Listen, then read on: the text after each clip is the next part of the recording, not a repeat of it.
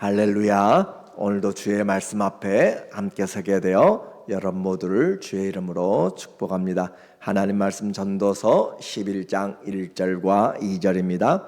너는 내 떡을 물 위에 던져라. 여러 날 후에 도로 찾으리라.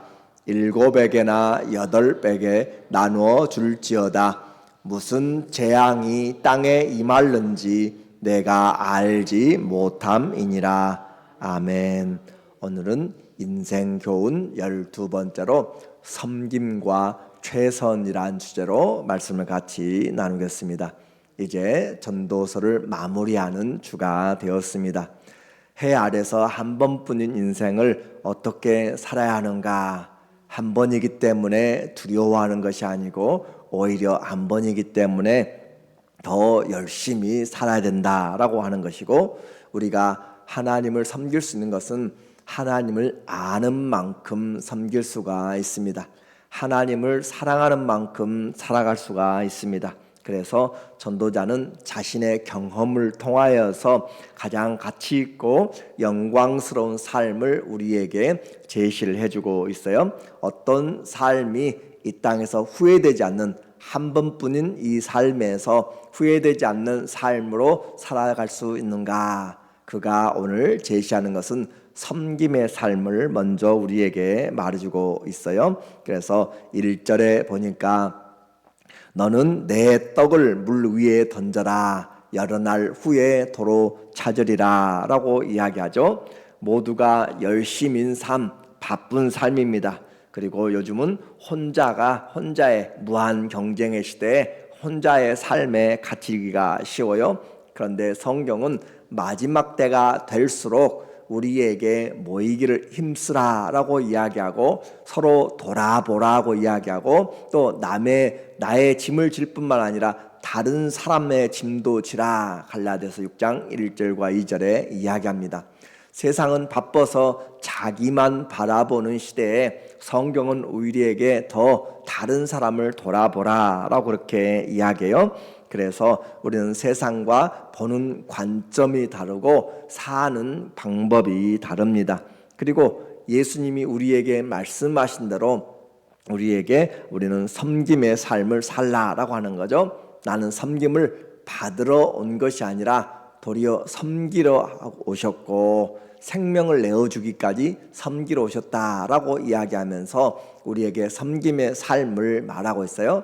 1절에 너는 내 떡을 물 위에 던져라 라고 하는 것, 여러 날 후에 도로 찾으리라 라고 하는 것을 두 가지로 해석을 해요. 하나는 여러 날에 우리의 떡을, 경제적인 것을 이야기해요. 경제적인 것을 물 위에 던져라, 해상 무역을 여러 곳에 하라라는 것으로 그렇게 해석을 해놓은 성경도 있습니다. 그래서 여러 날 후에 어떻게 될지 모르기 때문에 이곳저곳에 재산을 투자하라라는 것으로 그렇게 세 번역은 번역을 했어요. 그러나 전체적인 내용을 2절과 함께 보았을 때 너는 내 떡을 물 위에 던져라 라고 하는 것을 우리에게 구제하라 라는 것으로 그렇게 표현합니다. 그래서 나눔과 구제를 물 위에 떡을 던지면 어디로 갈지를 알지 못해요.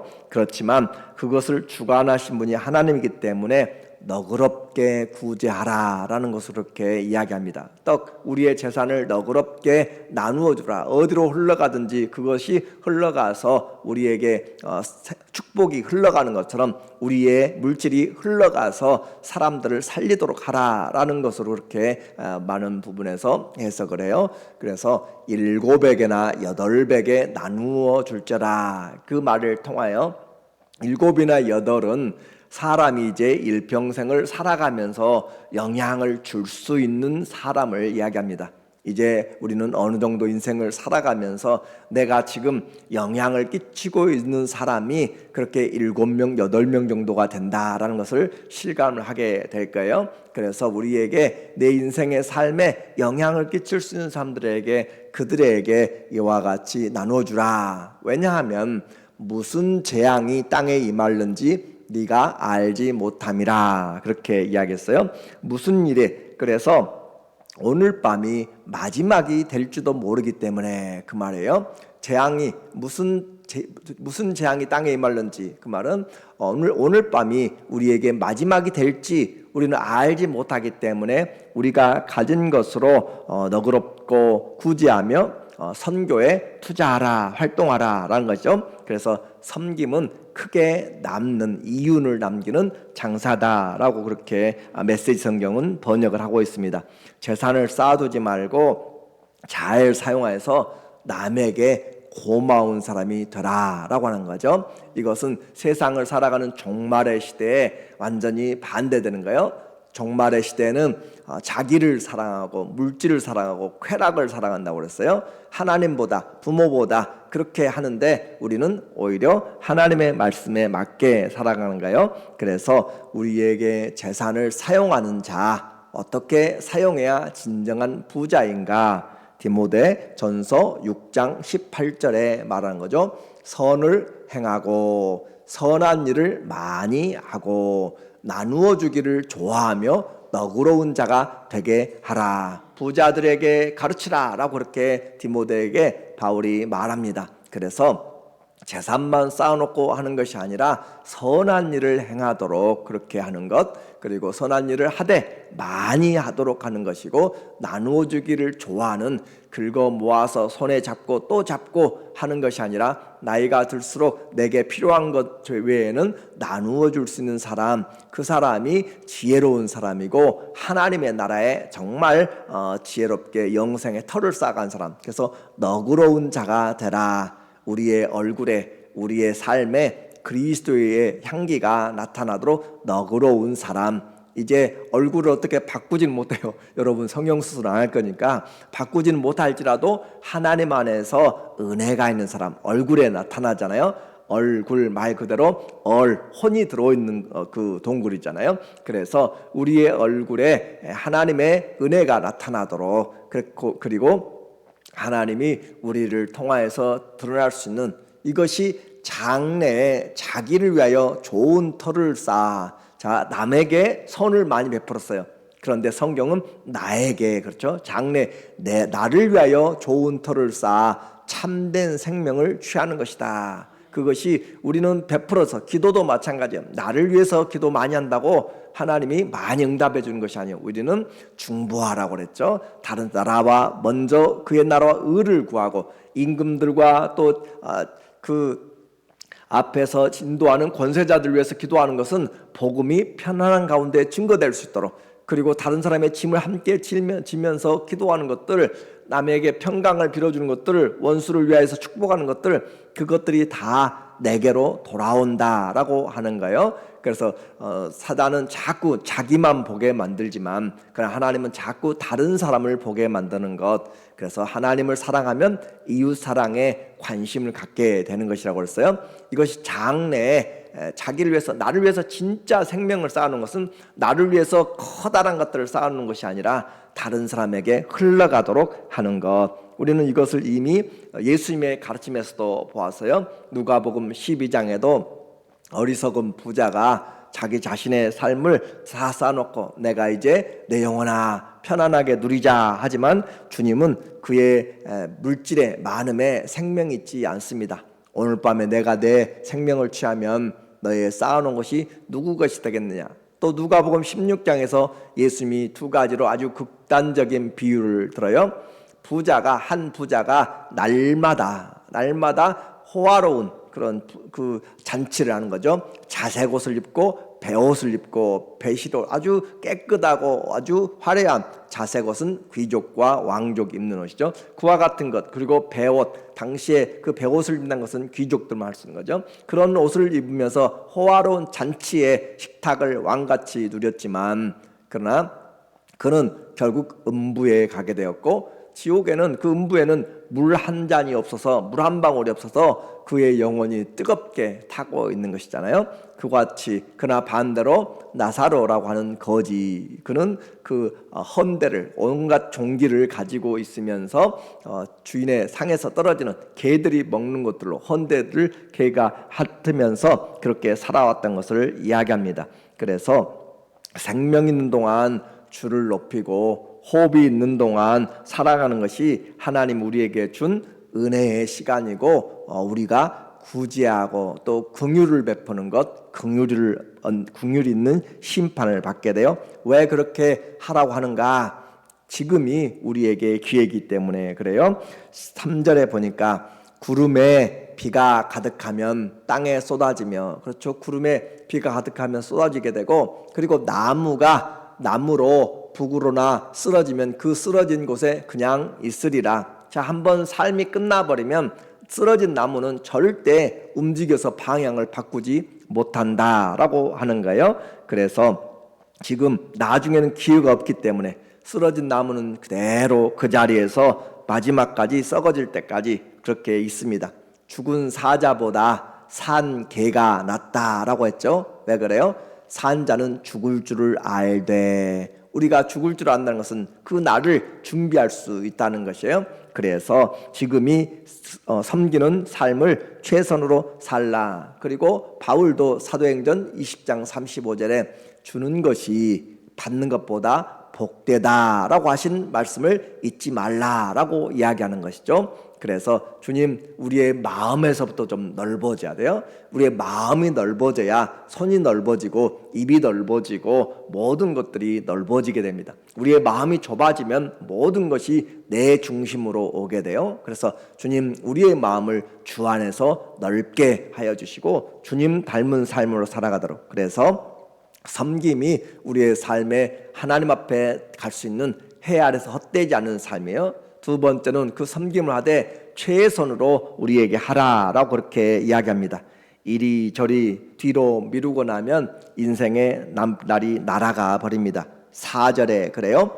4절, 풍세를 살펴보는 자는 파종하지 못할 것이요 구름만 바라보는 자는 거두지 못하리라. 때만 기다리고 있으면 아무것도 되지 않는다라고 하는 것이에요. 건강이 되면 할 것이고 환경이 되면 할 것이고, 아니요, 지금부터 기도해야 되고 지금부터 사랑해야 되고 지금부터 나누어야 되고, 우리에게 주어진 그 환경만 좋아지기만 바라보면 결코 그렇게 되어지지 않고 날아가 버린다라고 하는 거죠.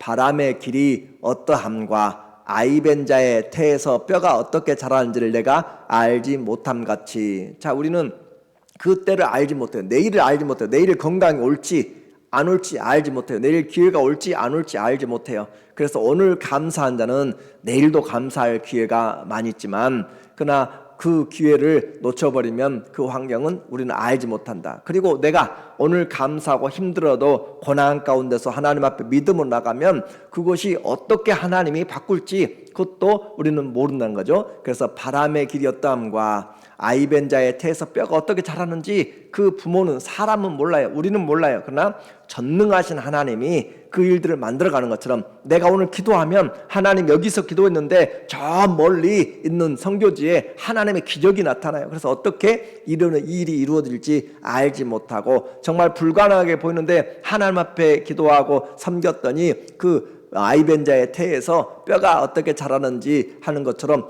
만사를 성취하시는 하나님의 일을 내가 알지 못하느니라. 그래서 우리는 주님 앞에 맡기고 하나님이 행할 것을 그렇게 믿음으로 구하면 하나님의 뜻 안에서 구한 것을 이미 받은 줄로 알라라고 하는 것처럼 내 눈에 이해되지 않고 질병도 이해되지 않고 그렇지만 하나님이 주의 이름을 부르며 기도하고 주 앞에 맡기고 광풍이 아무리 몰아쳐도 예수님이 함께 계시고 주의 말씀이 있으면 우리는 그 위에 갈 수가 있다는 것이죠. 평안을 누릴 수가 있어요. 그래서 주님 앞에 지금이 기회고 앉아서 기회만 기다리면, 건강하기만 바라면, 돈만 벌기를 바라면 그렇게 결코 내 마음대로 할 수가 없다. 그래서 뜻이 있는 곳에 길이 있다라고 하는 것처럼 하나님은 어떻게 일하실지 모르지만 그 일들을 합력하여 선을 이루시기 때문에 생명의 신비를 이루시는 그 하나님께서 우리가 주님 앞에 구할 때 좋은 것들로 그리고 합력하여서 선을 이루신다는 것을 우리는 확실하게 알고 하라라고 하는 거죠. 기도하고 씨를 뿌리면 하나님이 가장 좋은 곳으로 주십니다. 6절 너는 아침에 씨를 뿌리고 저녁에도 손을 놓지 말라. 아침에 일하러 가면 저녁까지 시계도 보지 말고 내 일에 전념하라 라고 하는 거예요. 그래서 저녁에도 놓지 말라. 우리가 씨를 뿌릴 때 새벽부터 열심히 씨를 뿌리라라고 이야기하잖아요.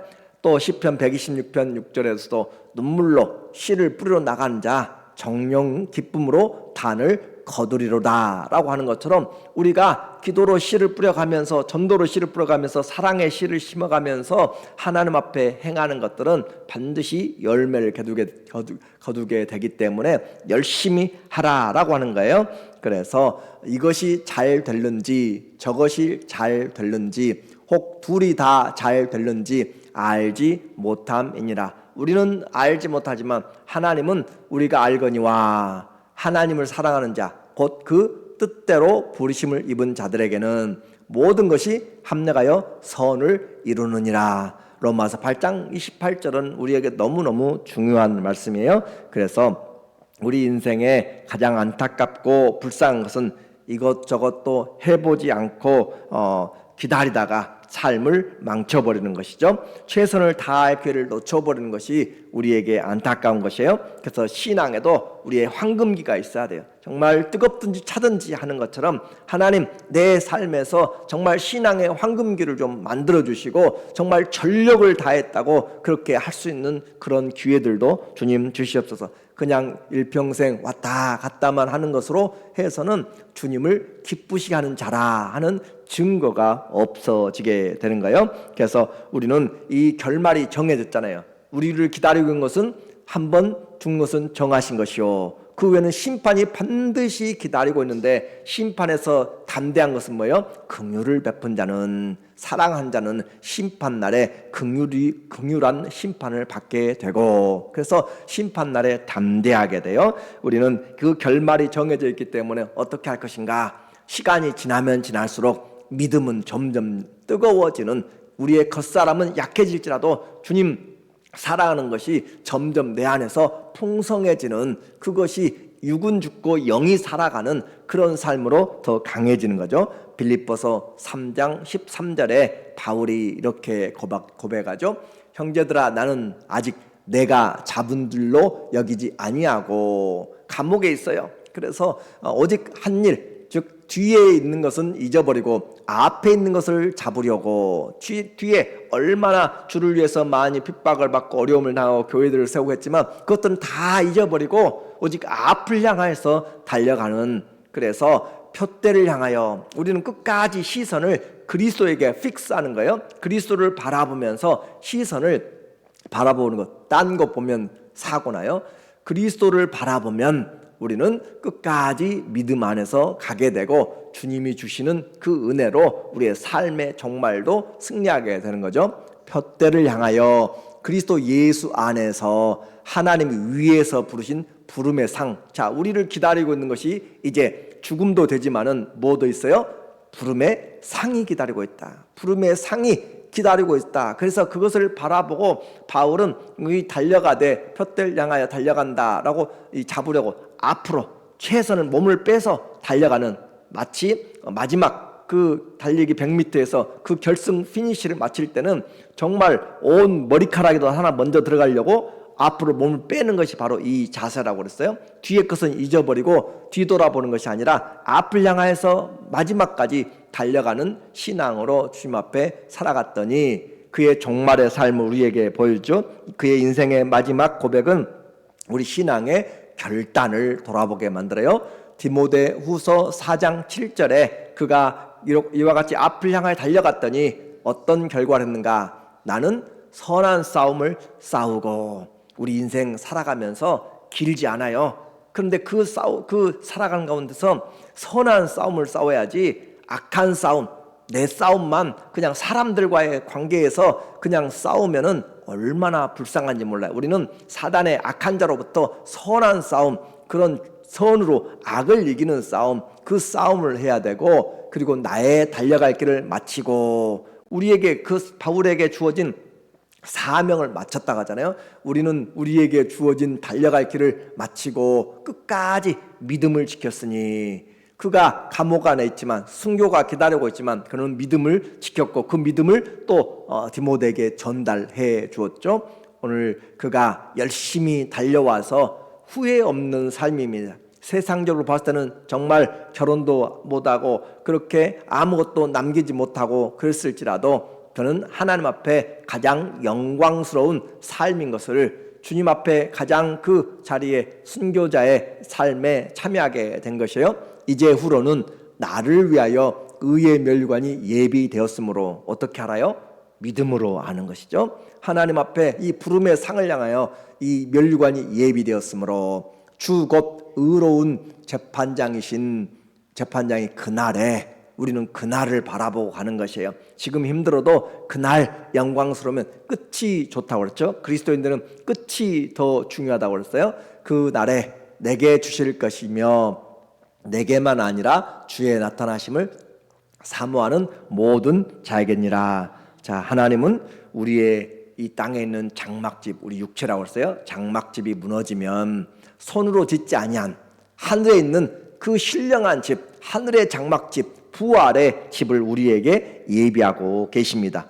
행한 대로 갚아주시는 공의로운 하나님, 오늘 우리가 사는 이유는 섬기기 위해서, 사랑하기 위해서. 성경의 가장 큰 계명, 다시 말하면 새 계명, 첫 번째 되는 계명이 바로 하나님을 사랑하고 이웃을 사랑하라 라고 하는 것으로 그렇게 하죠. 사랑은 섬김으로 나타납니다. 말로만이 아니라 우리가 행함과 진실함으로, 섬김으로 나타나게 돼요. 그래서 기도로 섬기고, 또 사랑의 땀 흘림으로, 또 믿음의 역사로, 소망의 인내로 오늘 하루를 주신 것에 감사하면서 내게 능력 주시고 기회 주신 그 하나님 앞에 믿음으로 열심히 씨를 뿌려서 섬김과 최선으로 하나님 나라 그날에 주님이 예비하실 것들을 바라보며 주님을 기쁘시게 하는 자라 하는 증거가 있는 삶을 조금이라도 살아가는 우리 모두 되기를 예수님의 이름으로 간절히 축원합니다. 아멘. 기도하겠습니다. 하나님 아버지, 오늘도 특별한 날입니다. 기회입니다. 사랑의 은혜를 주셨습니다. 주님, 주 안에서 우리가 내일 일을 잘 알지 못하지만 주님 앞에서 최선을 다하여서 한 사람에도 선한 영향력을 끼칠 수 있도록 나누어주며 섬기며 기도로 씨를 뿌려나갈 수 있도록 도와주시옵소서. 오늘 모든 만나는 자에게 그리스도의 마음으로 사랑하게 하시고, 그리스도의 마음으로 말하게 하시고, 그리스도의 마음으로 섬겨감으로 그리스도의 향기가 되어지도록 인도하여 주시옵소서. 모든 것 우리 주님이 인도하여 주시고, 특별히 연약한 지체들, 아픈 지체들에게 가정에 주님의 위로와 은혜를 베풀어 주시옵소서. 예수님의 이름으로 기도합니다. 아멘.